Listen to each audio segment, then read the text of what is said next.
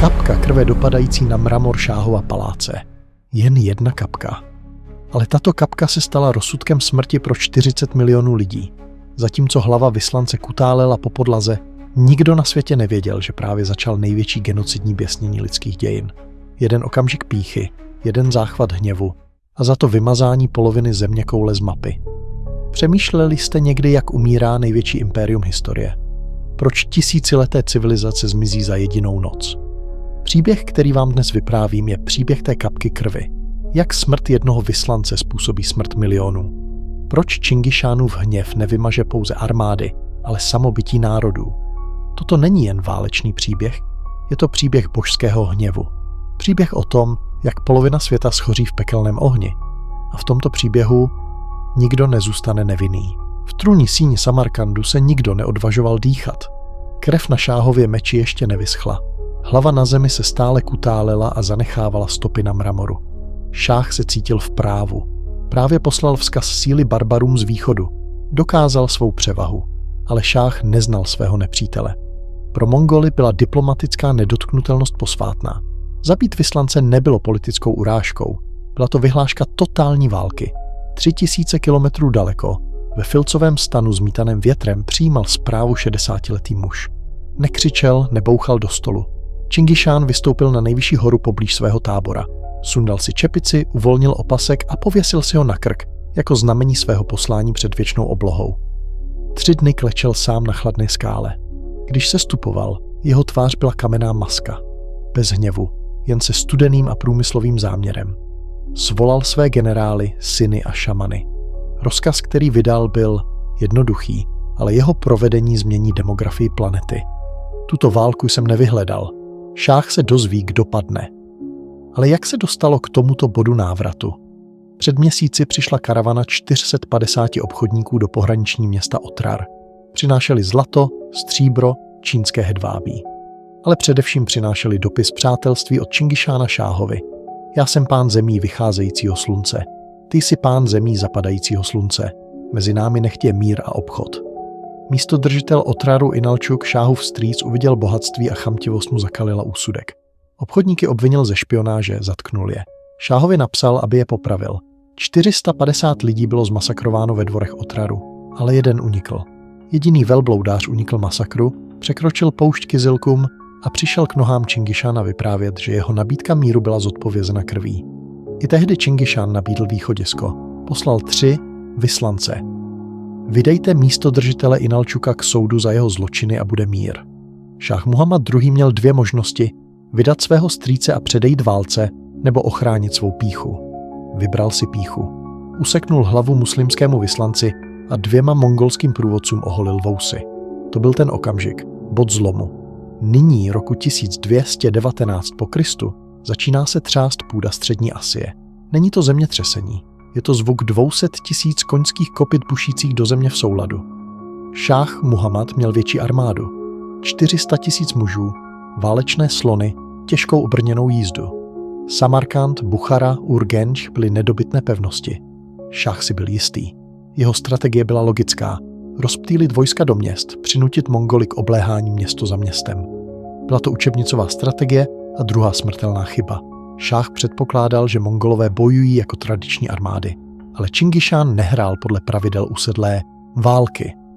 Mongolové si nepřinášeli pomalý zásobovací vlak. Každý jezdec měl 3 až 4 náhradní koně. Pokrývali 100 kilometrů za den. Útok nezačal tam, kde Šáh čekal. Čingišán rozdělil svou armádu, syna Džočiho poslal na sever, jiný oddíl na jih. Šáh chytil návnadu a začal pohybovat zálohy, ale skutečný úder nikdo neviděl přicházet.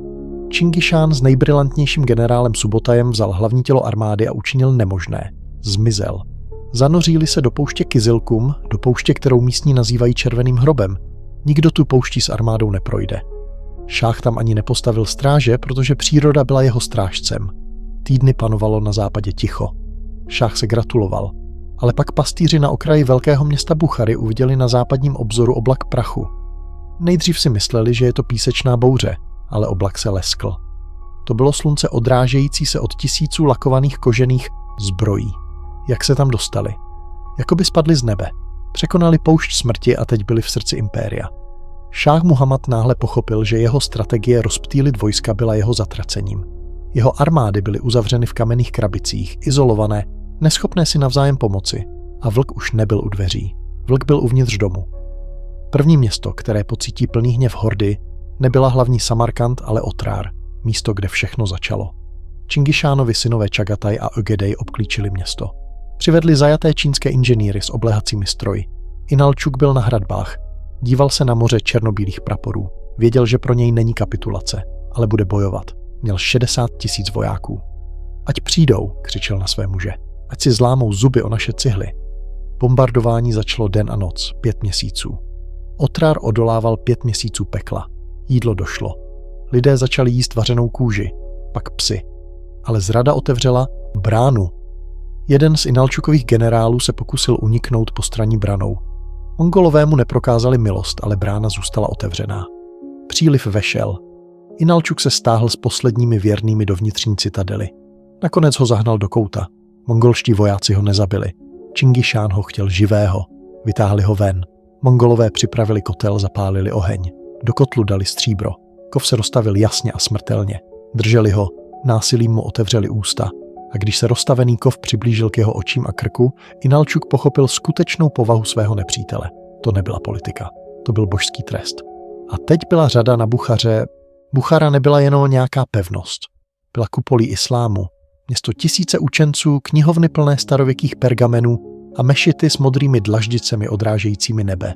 Bylo to svaté město. Její obyvatele věřili, že je Bůh chrání. Mýlili se. Čingišán byl u bran. Nepřišel z východu královskou cestou, ale ze západu, z nemožné pouště. Psychologický šok byl ničivý. Městská posádka, 20 000 tureckých vojáků, panikařila ještě před prvním výstřelem šípu. Dívali se na stepy a neviděli armádu. Viděli duchy, kteří překročili peklo, aby je zabili. Velitelé města učinili smrtelné rozhodnutí. Místo obrany hradeb se rozhodli pro průlom. Mysleli si, že mohou proniknout mongolskými liniemi a uprchnout na jih. Byla noc. Brány se otevřely. 20 000 jezdců vyjelo cvalem a snažilo se překročit řeku Amudarja. Ale Mongolové nespali. Jejich zvědové viděli prach ve tmě. Generál duchů Subotaj je už očekával. Nebyla to bitva. Byl to masakr na břehu řeky. Mongolové je zatlačili do černé vody. Koně se topili. Muži křičeli, zatímco je postřelovali z břehu. Za úsvitu tekla řeka červeně.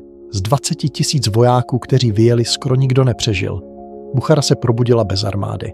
Občané, obchodníci, imámové a učenci zjistili, že jejich ochránci zmizeli. Zůstalo jen 400 fanatických obránců zamčených v centrální citadele.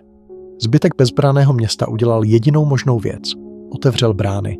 Co následovalo, byla scéna, která se natrvalo vryla do kolektivní noční můry střední Asie. Čingišán vjel hlavní bránou na koni. Nesestoupil.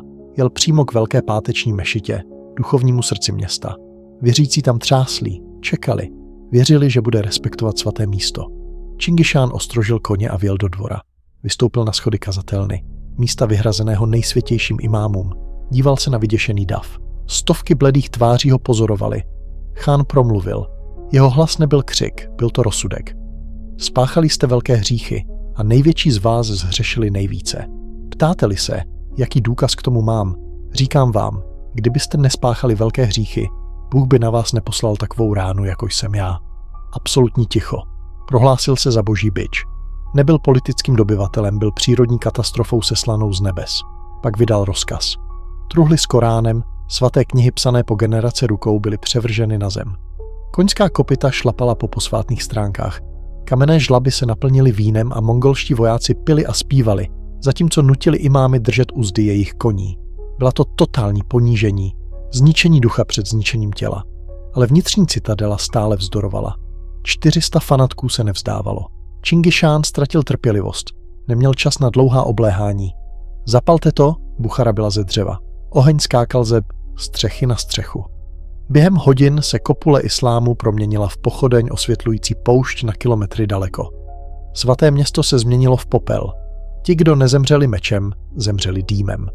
Zatímco Buchara za ním hořela, Čingišán už hledí na východ, na velkou cenu, Samarkand. Tam byl šáh Muhammad, muž, který to všechno začal. Když šáh dostal zprávy o pádu Buchary, kolena se mu třásla. Jeho strategie rozdělit vojska selhala. Strýc byl rozstaven ve stříbře. Svaté město schořelo. A teď se k němu blížil boží trest. Šáh měl elitní stráž, nejlepší vojáky impéria a stěny silnější než v Buchaře. Ale jeho mysl už byla zlomená. Díval se na své generály a viděl v jejich očích zradu. Paranoia ho zžírala. Tu noc učinil vládce Chorizmské říše rozhodnutí, které spečetilo osud jeho lidu. Nezůstal bojovat, neorganizoval obranu. Šáh nasedl na nejrychlejšího koně, shromáždil malou věrnou skupinu a utekl. Opustil svou armádu, hlavní město, rodinu. Běžel na západ v naději, že když se vzdálí dostatečně daleko, Mongolovi se zastaví. Myslel si, že vyplníček Samarkand a vrátí se do svých stepí. Ale Čingišán cítil strach. Když dorazil k Samarkandu a viděl, že vůdce utekl, neslavil. Zavolal své 2 nejnemilosrdnější válečné psy, Džebu a Subotaje. Dal jim rozkaz bez precedentu ve vojenské historii. Nepožádal je, aby dobyli města. Nepožádal je, aby zabrali území. Ukázal na západní obzor, kam Šáh utekl. Pronásledujte ho, pro nic se nezastavte. Nelupte, neodpočívejte. Skryjeli se v horách, vystupte. Vlezeli do moře, plavejte. Přineste mi jeho hlavu nebo se nevracejte. Největší lidský lov v historii začal. 20 000 mongolských jezdců se ženelo za jediným mužem. Samarkand padl rychleji než vzdech.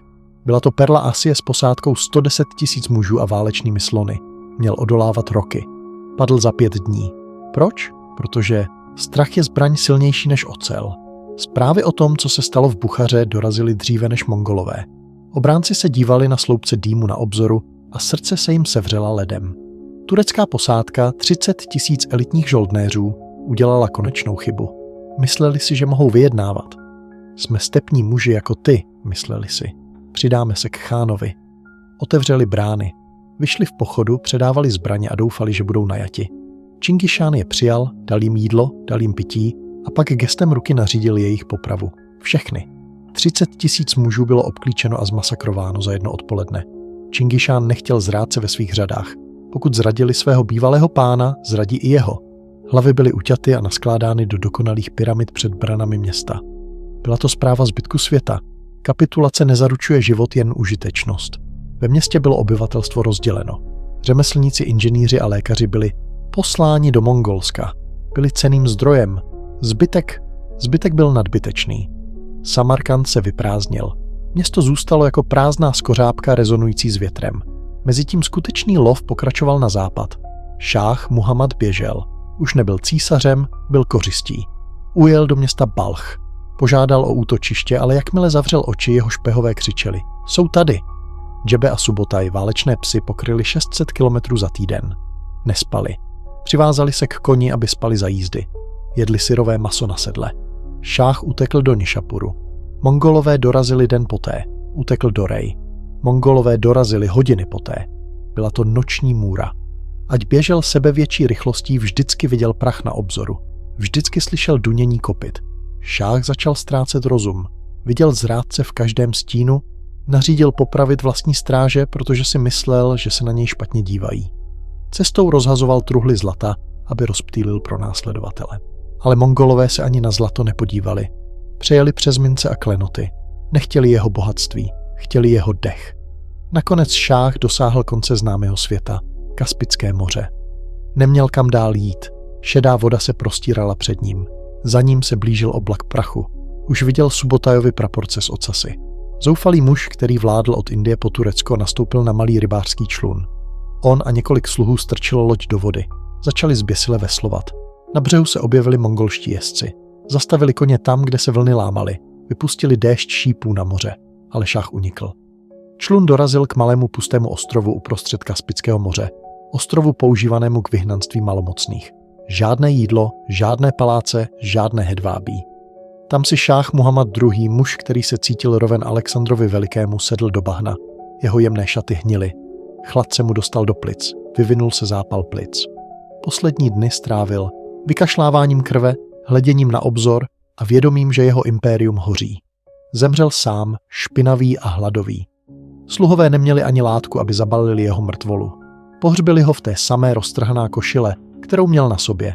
Impérium ztratilo hlavu, ale válka ještě neskončila. Protože zatímco Šáh umíral na tom bídném ostrově, jeho syn Džálaludín utíkal na jih. A na rozdíl od otce neměl syn strach. Syn chtěl pomstu. Pokud vás zajímá, jak pokračoval Džálalův boj za pomstu, dejte like tomuto videu a přihlaste se k odběru kanálu Nefiltrovaná historie. Na východě Čingišán přijímal zprávy o šáhově smrti. Neusmíval se. Díval se na jih, do Indie, kam nový vůdce utíkal. Válečný stroj se musel otočit. Ještě nebyla prolita veškerá krev.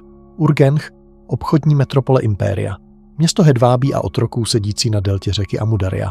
Jestliže Samarkand byl mozkem, Urgench byl bijícím srdcem. A Mongolové přišli, aby ho vytrhli. Ale tady se dokonalý válečný stroj Čingišána zasekl ne silou zdí, ale slabostí krve. Obléhání řídili Čingišánovi starší synové Džoči a Čagataj a nenáviděli se navzájem. Džoči, nejstarší syn, si město nárokoval jako své dědictví. Díval se na paláce a trhy a viděl své budoucí království. Chtěl ho dobít neporušený. Chtěl vládnout živým poddaným, ne mrtvým. Čagataj, druhý syn, byl čistá zuřivost. Viděl město, které se vzepřelo jeho otci. Chtěl ho spálit do základů. Chtěl, aby zůstal jen prach, zatímco se bratři křičeli ve svém stanu, obléhání se paralyzovalo. Rozkazy si odporovali. Mongolští vojáci zbytečně umírali v nekoordinovaných útocích. Obránci Urgenče, vidíce zmatek, bojovali s zoufalou zuřivostí. Ženy bojovaly na střechách, děti nosily šípy. Odolával 6 měsíců. 6 měsíců hanby pro nejefektivnější armádu světa. Zpráva dorazila k uším Čingišána. Otcův hněv byl vulkanický. Neposlal posily, poslal ponižující rozkaz. Zbavil Džočiho a Čagataje velení. Degradoval je před jejich vlastními muži. Jmenoval vrchním velitelem třetího bratra Ögedeje, diplomata, funkčního alkoholika, ale jedinýho schopného donutit bratry přestat bojovat. Disciplína se okamžitě vrátila. Hádky skončily. Začal skutečný útok. Mongolové vzali hradby, ale bitva neskončila. Urgench se proměnil v masný mlýnek. Obránci bojovali dům za domem. Spalovali vlastní domovy, aby zablokovali průchod. Mongolové ztratili trpělivost. Nebyli stvořeni k boji v uličkách. Chtěli to ukončit a rozhodli se použít nejstrašnější zbraň ze svého arzenálu – hydrologické inženýrství. Nepotřebovali oheň, měli řeku. Tisíce otroků byli nuceni pracovat pod deštěm šípů. Zničili velkou přehradu kontrolující řeku Amudarja přímo nad městem. Zadržovací zeď se prolomila. Nebyla to pomalá povodeň. Bylo to tsunami hnědé vody a bahna, které udeřilo na město. Voda vřela ulicemi a strhávala vojáky, koně a trosky. Suterény, kde se schovávaly rodiny, se naplnily během sekund. Obránci na barikádách byli smeti jako hračky. Urgench nebyl dobyt, byl utopit. Tam, kde bývalo hlavní město, byl teď jen bažina bahna a mrtvol tiše plovoucích. Ale zatímco se Urgench na jihu potápěl, stala se zázrak. Princ Džalaluddín, syn zbabělého šáha, nezemřel. Překročil hory Hindukuš, shromáždil přeživší, pozvedl prapor svaté války. Na místě zvaném Parvan, severně od Kábulu, Džalaluddín učinil nemožné. Chytil do pasti 30 000 mongolských mužů a porazil je. Nebyla to potyčka, byl to masakr. Neporazitelní jezdci stepy byli loveni v skalnatých údolích. Mongolský generál utekl s polovinou svých mužů mrtvých. Zpráva se rozšířila po celé Asii jako střelný prach. Démoni krvácejí, Mongolové mohou umřít. Byl to okamžik opojné naděje. Města, která se vzdala, se vzbouřila. Guvernéři zabíjeli mongolské výběrčí daní. Zdálo se, že se příliv může obrátit. Ale naděje byla nebezpečná, protože probudila bestii. Čingišán dostal zprávy o porážce u Parvanu, nekřičel, nezabil posla. Pochopil, že už to není trestná operace, je to existenciální hrozba. Pokud se mýtus mongolské neporazitelnosti zlomí, jeho impérium se zhroutí. Chán, téměř 70letý, si oblékl plnou zbroj, pozvedl svou císařskou gardu. Štěně kouslo, řekl o princi Džalalovi. Teď musí starý vlk jít lovit. Čingišán osobně vyjel na jih a tentokrát nenechá kámen na kameni. Džalalův vítězství u Parvanu byla jiskra v místnosti plné benzinu. Ale co lid Afghánistánu a Persie nepochopil je, že oheň nevždy hřeje, někdy jen ničí. Povstání se rozšířilo, města zavřela brány před Mongoly. Kováři znovu kovali meče, věřili, že se vítr otočil. Čingišán dorazil do údolí Bamiyan, proslulého obřími Budhy vytesanými do hory. Tichými svědky staletí míru. Ale Čingišán nepřinášel mír. Přinášel osobní bolest, která ho učinila hluchým vůči slitování. Během počátečního obléhání letěl ze zdi Bamiyanu šťastný šíp. Byl to šťastný zásah, 1 z milionu. Šíp pronikl krkem mladého jezdce. Mladík okamžitě padl mrtev. Nad mongolskou armádou se snese ticho. Mrtvý nebyl jenom nějaký voják. Byl to Mutukan, syn Čagataje, Čingišánův oblíbený vnuk, budoucnost impéria. Čingišán sestoupil. Díval se na mrtvolu svého vnuka. Jeho tvář nevyjadřovala smutek, ale absolutní temnotu. Čagataj, otec! Plakal vzteky, ale Čingišán mu zakázal plakat. Nesmáčej zemi slzami, řekl mu. Smaž ji krví. Rozkaz, který vydal pro Bamiyan, je jedinečný v letopisech historie. Žádná kořist, žádní otroci, žádní zajatci. Všechno, co dýchá, musí zemřít. Rozsudek. Muži, ženy, děti, dobytek, psy, kočky. Dokonce i rostliny měly být vytrhané. Bamiyan padl a rozkaz byl splněn do písmene. Mongolští vojáci vstoupili a zabíjeli s mechanickou efektivitou. Neznásilňovali, nekradli, jen zabíjeli. Na konci dne bylo údolí tiché. Nebylo slyšet ptáka, cvrčka ani pláč dítěte. Čingišán přejmenoval místo. Už to nebyl Bamiyan. Na mongolských mapách bylo místo označeno jako Maobalik, město křiku, nebo přesněji město neštěstí. S bolestí vnuka proměněnou v palivo se Čingišán otočil na jih. Šel pro Džalaludína. Rebelský princ věděl, že čas se mu krátí. Jeho vítězství u Parvanu ho draho stálo. Jeho generálové bojující o kořist rozdělili jeho síly. Nyní s redukovanou armádou Džalal běžel k jediné bariéře, která mohla zastavit Mongoly. Řeka Indus. Byla to honba se smrtí přes horské průsmyky. Džalaludín hnal koně, dokud jim nevybuchla srdce. Musel překročit řeku do Indie. Pokud přejde, přežije. Dorazil k břehu Indu za úsvitu. Řeka byla bestie napuchlá táním sněhu, rychlá a divoká. Džalal hledal lodě, které nařídil připravit. Nebyly tam.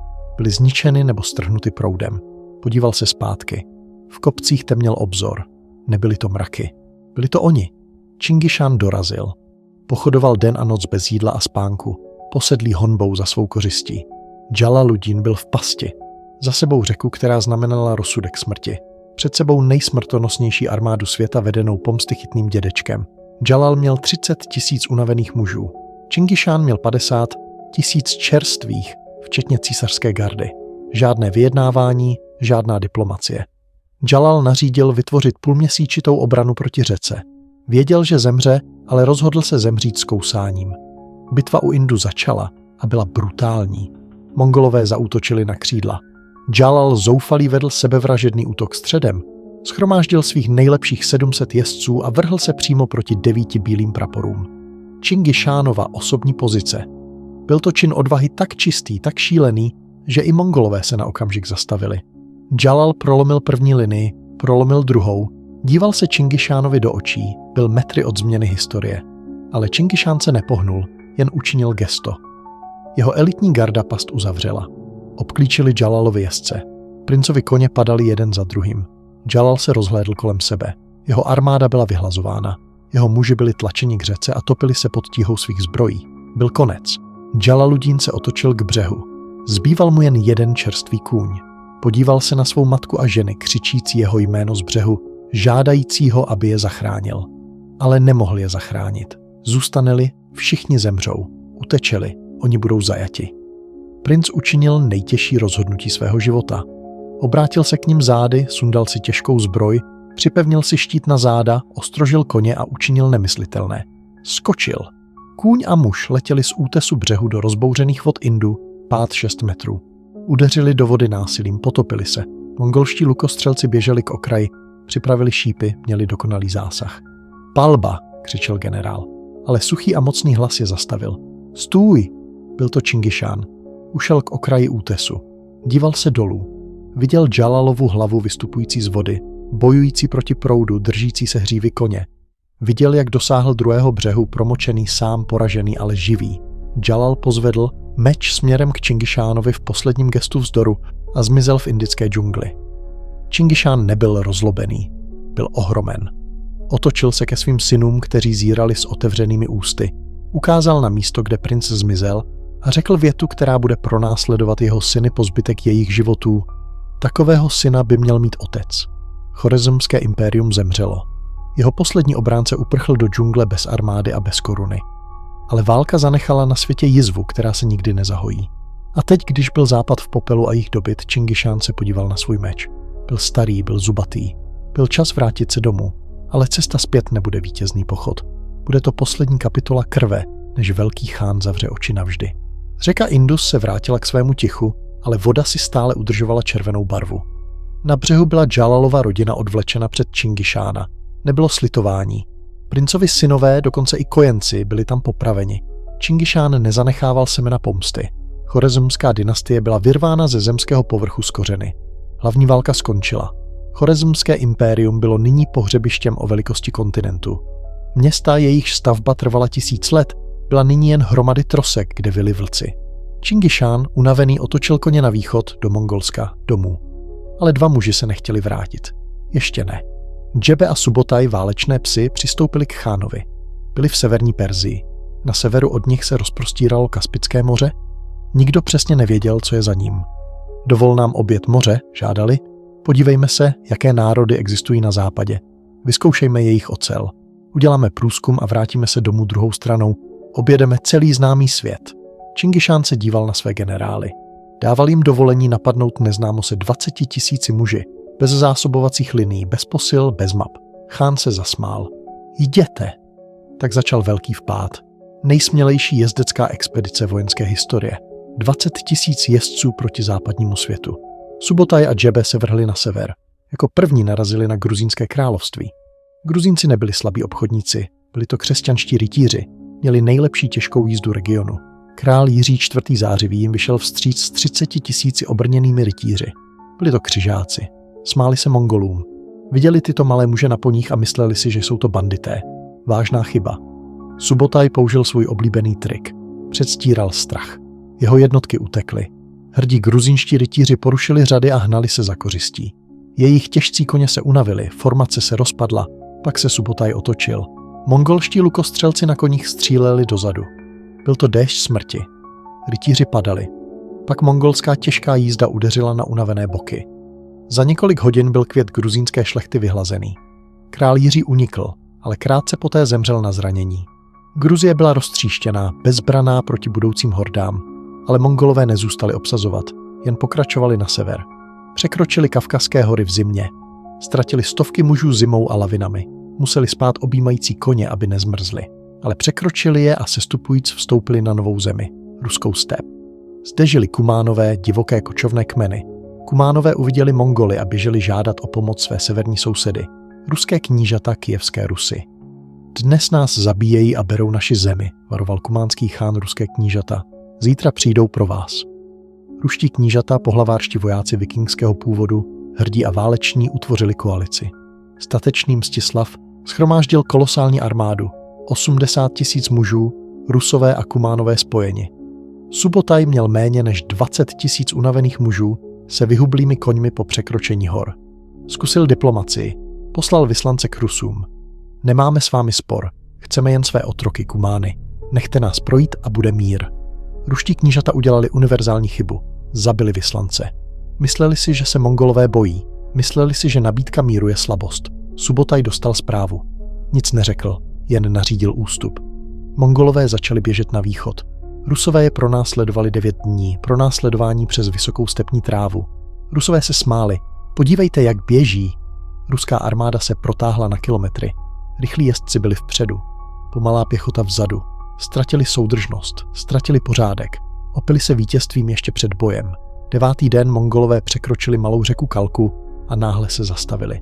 Rusové překročili řeku, nepořádně, těžce dýchající. A pak se obzor změnil.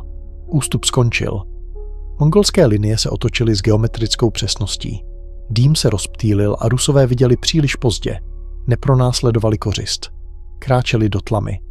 Bitva na řece Kalce nebyla bitva. Byla to taktická poprava. Mongolští lukostřelci zatemnili oblohu. Subotajova těžká jízda zasáhla Rusy, když byli napůl přes řeku. Panika byla totální. Kumánové utekli a srazili se s Rusy přicházejícími ze zadu. Šlapali se navzájem. Byl to chaos krve, bahna a oceli. 80 000 mužů bylo poraženo 20 000. 90% ruské armády zemřelo toho dne. Ale konec této bitvy má příběh makabr, který definuje mongolský teror. 3 hlavní ruští knížata se opevnili na zpevněném kopci a vyjednávali. Subotaj jim dal posvátné slovo stepy. Pokud se vzdají, nebude prolita ani kapka jejich krve. Knížata znající kmennou čest přijala. Vyšli a odevzdali meče. Subotaj dodržel slovo. Technicky. Mongolové knížata spoutali, položili je na zem. Živé. Na dně umístili těžké dřevěné prkna, těžkou platformu A pak generálové Džebe a Subotaj s důstojníky vystoupili na platformu a slavili vítězný banket. Jedli skopové a fermentované kobylí mléko. Zpívali stepní písně, tančili na prknech. Zdola se ozývaly skřípání, dušené křiky, zvuk žeber pomalu se lámajících pod tíhou slavnosti. Knížata zemřela rozdrcena a udušena. Subotaj pozvedl pohár a usmál se. Dodržel své slovo. Neprolil ani kapku královské krve. Vymačkal ji. S mrtvými knížaty a zničenou ruskou armádou byla cesta do Evropy otevřená. Mohli pokračovat až k Atlantiku. Nikdo je nezastavil. Ale přišel posel z východu. Čingišán je volal. Průzkum skončil. Subotaj se podíval na západ, na zelené země Maďarska a Polska a zapamatoval si cestu. Vrátíme se, myslel si. Duchové otočili koně a zmizeli ve stepi tak rychle, jak přišli, zanechávajíce Rusko traumatizované na 300 let. Mezitím na východě umíral architekt veškeré této bolesti. Čingišán se vrátil do Mongolska, ale něco bylo špatně. Byl tu nepřítel, kterého nemohla zastavit žádná zeď. Čas. Byl rok 1227. Velký chán měl 65 let. Spadl z koně při lovu divokých koní. Jeho staré kosti se zlomily. Měl vnitřní krvácení. Bolest byla stálá, ale odmítal se zastavit. Byl tu nevyřízený účet. Šišské království jižně od Mongolska odmítlo poslat vojska do chorezmské války. Byla to urážka a Čingišán urážky nezapomínal. I smrtelně nemocný vedl svou armádu naposledy. Byl to smrtelný pochod. Chán už nemohl jezdit. Jel na nosítkách. Měl horečku, blouznil, ale jeho pouhá přítomnost stačila jeho generálům k ničení šišských měst s obnovenou zuřivostí. Věděli, že otec odchází a chtěli mu dát poslední dar krve. Na smrtelném loži Čingišán svolal své syny a vnuky. Atmosféra v jurtě byla těžká. Venku stepní vítr vil, jako by nebe vědělo, co se děje. Chán jim dal poslední lekci. Vytáhl toulec šípů. Vzal jeden šíp a dal ho synu Ögedejovi. Zlom ho, přikázal. Ögedej ho snadno zlomil. Lusk. Čingišán vzal 5 šípů, svázal je těsně do svazku. Teď je zlom. Ögedej se namáhal, zčervenal, použil koleno. Nemohl. Spojené šípy byly nezničitelné. Sami budete zlomeni jako suché větve, šeptal chán horečkou. Spolu budete vládnout světu. Budete-li bojovat mezi sebou, ztratíte vše, co jsem vybudoval. Byla to prorocká výstraha. Největší impérium historie záviselo na jednotě dysfunkční rodiny. Čingišán jmenoval Ögedeje svým nástupcem. Ne válečníka, ne nejstaršího, ale diplomata. Věděl, že čas dobývání na koních končí. Přichází čas vládnutí. Pak dal svůj poslední rozkaz, ten nejstrašnější. Když zemřu, nikdo to nesmí vědět. Neplačte. Nezastavujte válku. Skryjte mou smrt, dokud Šiša úplně nepadne. 18. srpna 1227 přestalo srdce Temudžina být. Muž, který sjednotil kmeny, dobýval od Pacifiku po Kaspické moře, zabil miliony a stvořil nový svět, byl nyní jen chladná mrtvola v plstěném stanu. Následoval nejkrvavější pohřeb historie. 1000 elitních válečníků odneslo chánovo tělo na sever, na posvátnou horu Burhan Chaldun, kde se narodil, kde se modlil před válkou, kde všechno začalo. Ale cesta byla tajemstvím zapečetěným smrtí. Kdokoliv měl smůlu setkat se s pohřební procesí na cestě, byl okamžitě zabit. Pastýři, cestovatelé, děti. Nikdo nemohl žít, aby řekl, viděl jsem chánovo tělo. Byl to průvod duchů zanechávající stopu ticha. Dorazili k hoře, vykopali hlubokou jámu bez značek, bez památníků. Pohřbili světového dobyvatele s jeho zbraněmi a poklady. Pak, aby nikdo nenašel místo, nechali běhat 1000 koní po narušené zemi, dokud nebyla půda rovná a tvrdá jako panenská step. Podle legendy odvedli tok řeky, aby tekla přes hrob. Nakonec byli vojáci, kteří chána pohřbili, popraveni jinými vojáky. A ti vojáci při návratu do tábora byli také pod trestem smrti zamlčeni. Tajemství se zachovává dodnes. 8 století později nikdo neví, kde odpočívá Čingišán. Na jihu generálové splnili poslední vůli svého pána. Šišské hlavní město se vzdalo. Lid vyšel očekávajíc slitování. Nebylo ho. Celé obyvatelstvo bylo zabito mečem jako pohřební oběť. Šišské království bylo smazáno z historie, jak duch přikázal. Čingišánovi synové se shromáždili. Impérium bylo rozlehlé, bohaté a hrozivé. Měli svět u svých nohou. Pak s Mongolisa začala. Pana se zlatou hrudkou na hlavě mohla chodit od Číny k Černému moři, aniž by byla obtěžována. Obchod vzkvétal, myšlenky cestovaly. Střelný prach, papír, knihtisk se pohybovaly na západ. Ale cena byla apokalyptická. Středoasijská města se už nikdy úplně nezotaví. Zničené závlahové systémy promění úrodnou půdu v trvalý pouště. Genetické a kulturní trauma poznamenají Rusko, Persii, Čínu po staletí. Čingišán nebyl jen válečník. Byl lidským meteorem, který zasáhl zemi a změnil její oběžnou dráhu, byl událostí vymření. A zatímco se prach usazoval na trosky Samarkandu, Buchary a Urgenče, zatímco vlci dokončovali okusování kostí ruských knížat a perských šáhů, v tichu stepy se vyjasnila pravda. Starý svět zemřel pod mongolskými koňskými kopyty. Moderní svět, propojený, krutý a globální, se zrodil z popela. Subotaj hledí k obzoru. Ögedej sedí na trůně. Šíp byl vystřelen a ačkoliv lukostřelec zemřel, šíp stále letí. Prach se usazuje, ale válka ještě není u konce. Zajímá vás, jak pokračoval mongolský odkaz? Dejte like a přihlaste se k odběru Nefiltrované. Historie pro více příběhů, které změnily svět. Prach se začal usazovat. Ticho pokrývající střední Asii bylo těžké, husté, téměř fyzické. Osamělý obchodník kráčel po hedvábné stezce. U pasu nesl viditelnou lesklou zlatou tašku. Před 10 lety by byl zavražděn během 1. kilometru. Dnes se ho nikdo nedotkl. Pustýnami až k Kaspickému moři kontrolovali cesty stepní jezdci, jejichž oči ho sledovali. Nebyli to bandité. Byli to strážci podle Velké Jasy, Chánova zákona. Nepokradeš, nelži, nezradíš. Trest za jakékoliv porušení byla okamžitá smrt. Byla to Pax Mongolica. Dokonalý mír postavený na hoře 40 milionů mrtvol. Obchodník prošel kolem místa, kde kdysi stálo město Balch. Už tam žádné město nebylo. Zdi byly pahýly cihel. Žádné střechy, žádný trh, jen kosti vybělené sluncem a divocí psi, kteří už neštěkali, byli příliš tlustí. Chorezmská říše, supervelmoc, která se postavila na odpor východu, nebyla pouze poražena, byla vymazána z paměti. Její knihovny byly popel, její zavlažovací kanály suché bahno, její jazyk se ztratil ve větru. Šáh Muhammadova pýcha ani princ Džalalův odvaha nic nezachránila, jen zrychlila konec. V Karakorumu, hlavním městě Jurt, Čingišánovi synové pili z poháru vyrobeného z lebek svých nepřátel. Ögedej seděl na trůně pokrytém kožešinami sněžného leoparda. Vedle něj Subotaj rozkládal nové mapy. Mapy ukazující na západě země železných rytířů, na jihu země zlatých pagod. Válečný stroj odpočíval, ale nespal.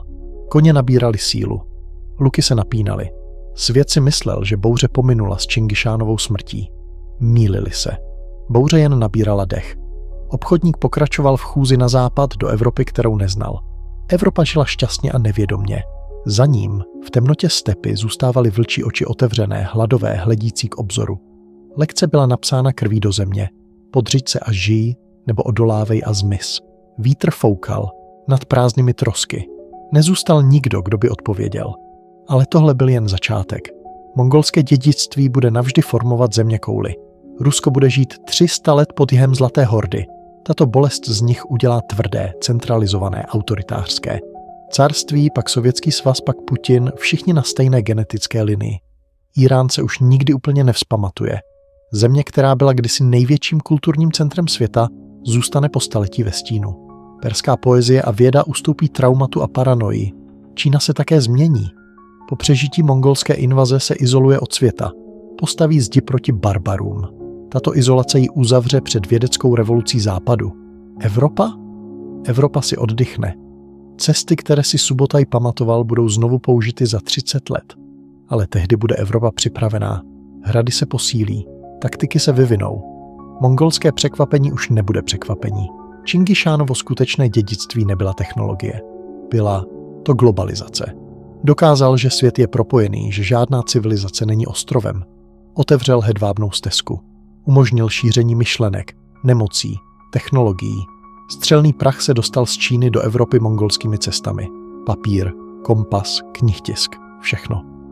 Evropský následný vzestup se ironicky uskuteční nástroji, které přinesli ti, kdo ji přišli zničit. Ale možná největší dědictví bylo psychologické.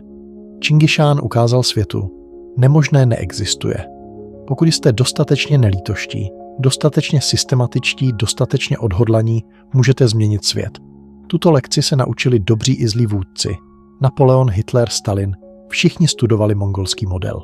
Rychlý pohyb, psychologická válka, totální zkáza, to vstoupilo do DNA moderního válčení. Ale mělo to i pozitivní dopad. Lidstvo poprvé vyvinulo skutečně globální perspektivu. Byly vybudovány obchodní sítě. Začala kulturní výměna. Objevila se tolerance. Ano, tolerance. Mongolům náboženství nevadilo. Pokud to fungovalo, použili to. Tento multikulturní model ovlivnil pozdější impéria. Osmané, Mogulové, Rusové, všichni přizpůsobili mongolský model. Dnes stále žijeme ve stínu Čingišána. Globalizace, rychlá komunikace, kulturní směs. To všechno začalo v mongolském impériu. Internetový věk je digitální verze mongolského míru, ale pokračuje i krutost. Etnické čistky, genocida, totální válka, to jsou mongolské vynálezy. Bohužel i tyto lekce byly osvojeny. Takže je Čingišán hrdina nebo nestvůra? Obojí. Je kombinací nejtemnějších i nejjasnějších stránek lidské povahy. Tvůrčí ničení, pokrok skrze masakr. Historie ho nesoudí, jen zaznamenává. Ale výsledky jsou jasné. Navždy změnil svět. V Mongolsku dnes stále žije Chánův duch. Jeho socha v Ulán Bátaru hledí k nebi. Mongolové si ho nepamatují jako nestvůru, která stavěla pyramidy Lebek. Pamatují si ho jako hrdinu, který vybudoval největší impérium světa. V Číně se Mao Tse-tung považoval za Čingišánova dědice. Stalin ho bral za vzor. Moderní diktátoři stále používají jeho taktiky. Ale i demokratičtí vůdci se od něj učili. Rychlé operace, strategická komunikace, budování koalic. To jsou základy moderní politiky. Čingišán nebyl smrtelný, byl silou. A síla nikdy úplně nezmizí. Mění formu, transformuje se, ale zůstává. Dnes na světě žije více lidí, protože svět po mongolském krveprolití rychleji rostl. Je více technologií, protože se zrychlila výměna myšlenek. Je více tolerance, protože se ukázalo, že multikulturalismus funguje. Ale současně je více násilí, více zbraní hromadného ničení, více společenského traumatu. Při hodnocení Čingišánova dědictví nesmíme zapomenout. Nebyl jen produktem své doby, svou dobu stvořil. Svět se dělí na před ním a po něm. Před lokální civilizace, pomalé změny, izolované kultury. Po globální spojení, rychlé změny, smíšené kultury. Byla tato změna nevyhnutelná? Kdyby nebyl Čingišán, udělal by to někdo jiný? Možná. Ale udělal to on. A jak to udělal? Nelítostně, systematicky, totálně. Určilo, jak budou všechny budoucí změny probíhat. Lidstvo se od něj naučilo. Změna bolí. Pokrok si žádá daň. Nic není trvalé.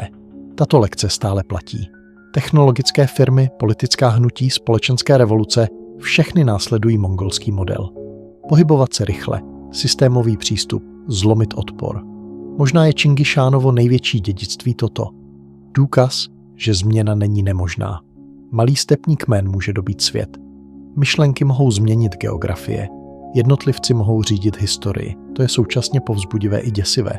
Protože kdo bude další Čingišán? Jaký bude? Co změní? Historie se nezastavila, jen změnila rychlost.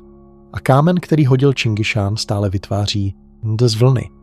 Možná je skutečná lekce tato. Moc je dočasná, ale její dopad je věčný. Impéria padají, ale myšlenky zůstávají.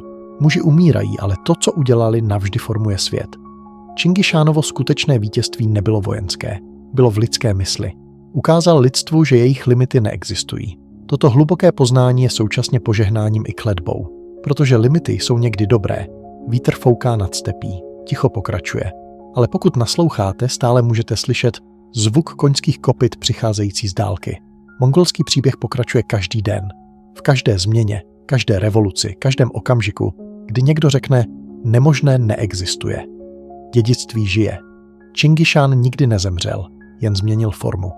A jeho největší lekce zní, svět patří těm, kdo se odváží ho změnit.